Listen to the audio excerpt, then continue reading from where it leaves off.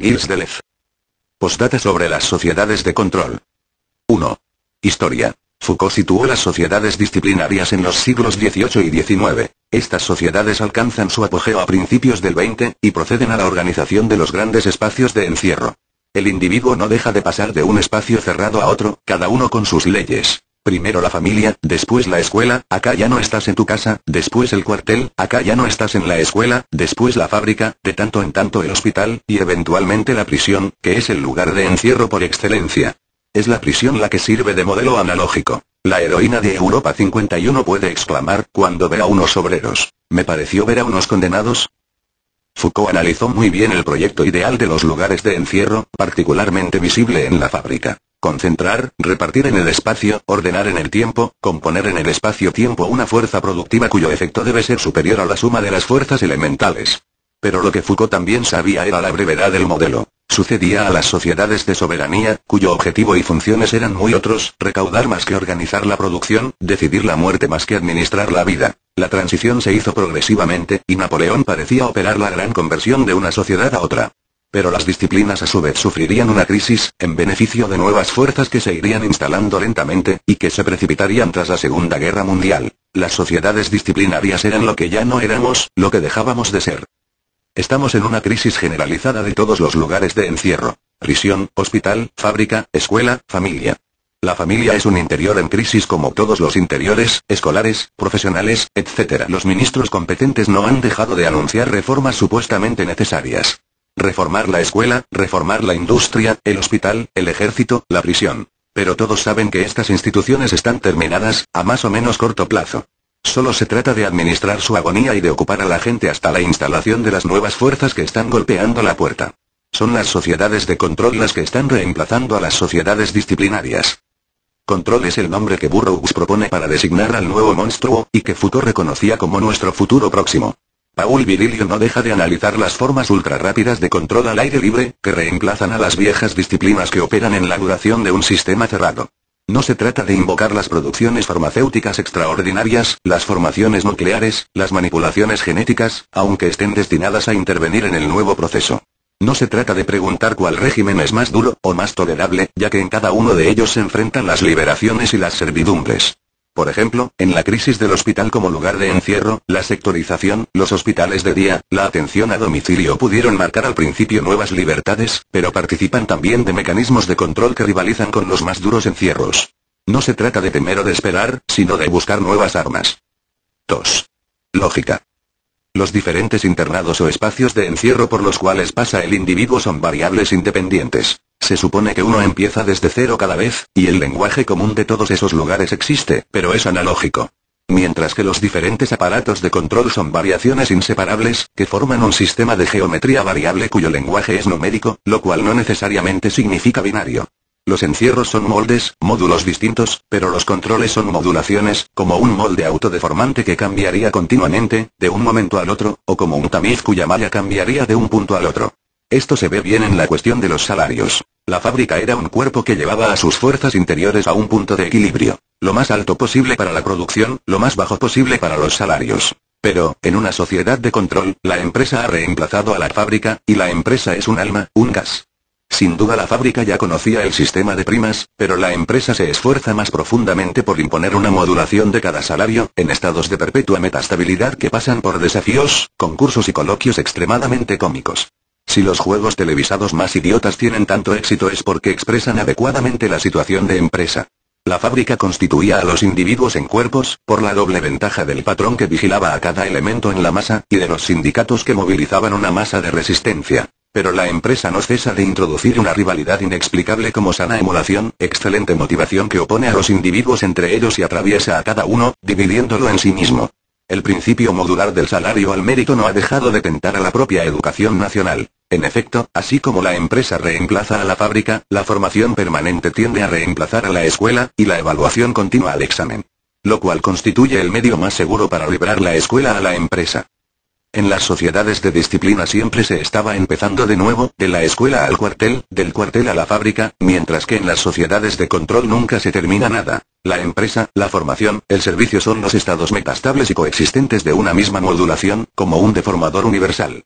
Kafka, que se instalaba ya en la bisagra entre ambos tipos de sociedad, describió en el proceso las formas jurídicas más temibles. El sobreseimiento aparente de las sociedades disciplinarias, entre dos encierros, la moratoria ilimitada de las sociedades de control, en variación continua, son dos modos de vida jurídica muy diferentes, y si nuestro derecho está dubitativo, en su propia crisis, es porque estamos dejando uno de ellos para entrar en el otro.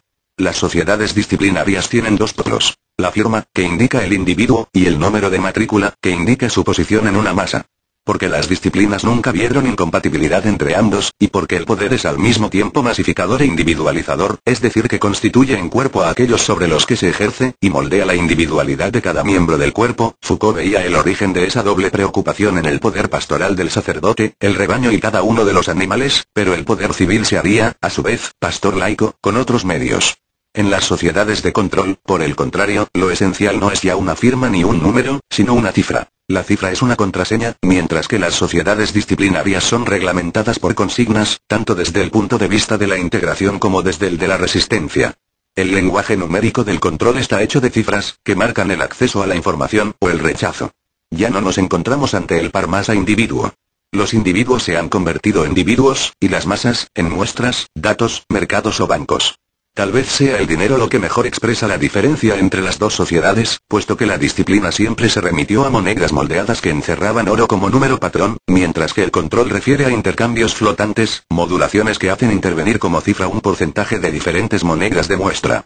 El viejo topo monetario es el animal de los lugares de encierro, pero la serpiente es el de las sociedades de control.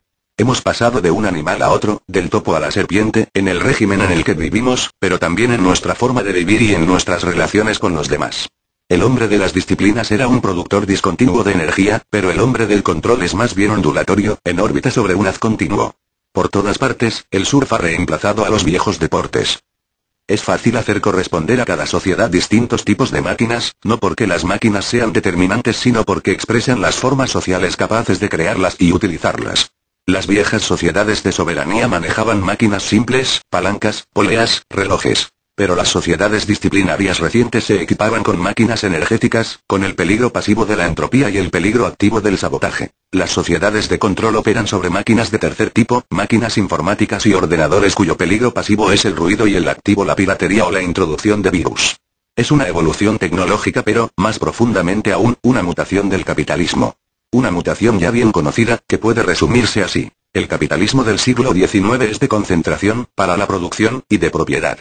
Erige pues la fábrica en lugar de encierro, siendo el capitalista el dueño de los medios de producción, pero también eventualmente propietario de otros lugares concebidos por analogía, la casa familiar del obrero, la escuela. En cuanto al mercado, es conquistado ya por especialización, ya por colonización, ya por baja de los costos de producción.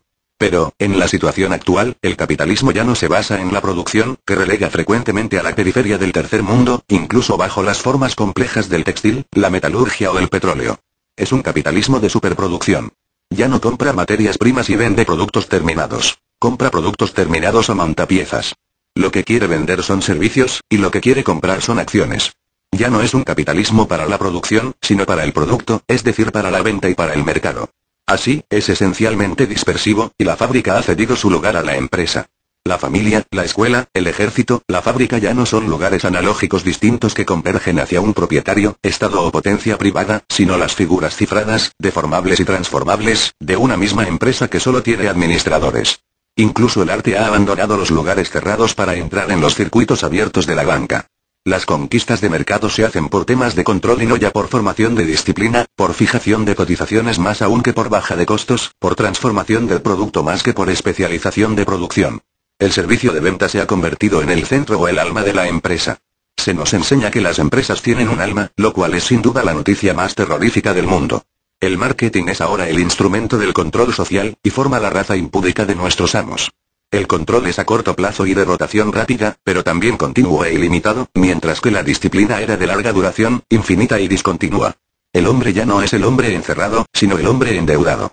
Es cierto que el capitalismo ha guardado como constante la extrema miseria de 3/4 partes de la humanidad. Demasiado pobres para la deuda, demasiado numerosos para el encierro. El control no solo tendrá que enfrentarse con la disipación de las fronteras, sino también con las explosiones de vidas, miseria y guetos. EA. Programa. No es necesaria la ciencia ficción para concebir un mecanismo de control que señale a cada instante la posición de un elemento en un lugar abierto, animal en una reserva, hombre en una empresa, collar electrónico. Félix Guattari imaginaba una ciudad en la que cada uno podía salir de su departamento, su calle, su barrio, gracias a su tarjeta electrónica, individual, que abría tal o cual barrera. Pero también la tarjeta podía no ser aceptada tal día, o entre determinadas horas. Lo que importa no es la barrera, sino el ordenador que señala la posición de cada uno, lícita o ilícita, y opera una modulación universal. El estudio sociotécnico de los mecanismos de control, captados en su aurora, debería ser categorial y describir lo que está instalándose en vez de los espacios de encierro disciplinarios, cuya crisis todos anuncian. Puede ser que viejos medios, tomados de las sociedades de soberanía, vuelvan a la escena, pero con las adaptaciones necesarias. Lo que importa es que estamos al principio de algo. En el régimen de prisiones, la búsqueda de penas de sustitución, al menos para la pequeña delincuencia, y la utilización de collares electrónicos que imponen al condenado la obligación de quedarse en su casa de determinadas horas. En el régimen de las escuelas, las formas de evaluación continua, y la acción de la formación permanente sobre la escuela, el abandono concomitante de toda investigación en la universidad, la introducción de la empresa en todos los niveles de escolaridad.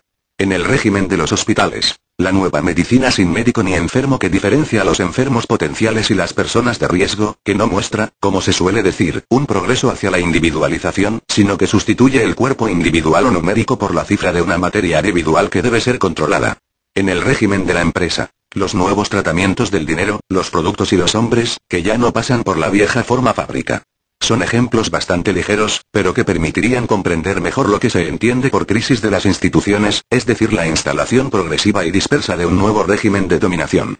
Una de las preguntas más importantes concierne a la ineptitud de los sindicatos. Vinculados durante toda su historia a la lucha contra las disciplinas o en los lugares de encierro, ¿podrán adaptarse o dejarán su lugar a nuevas formas de resistencia contra las sociedades de control? Podemos desde ya captar los esbozos de esas formas futuras, capaces de atacar las maravillas del marketing.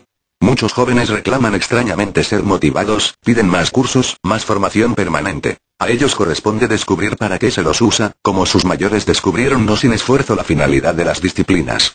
Los anillos de una serpiente son aún más complicados que los agujeros de una topera.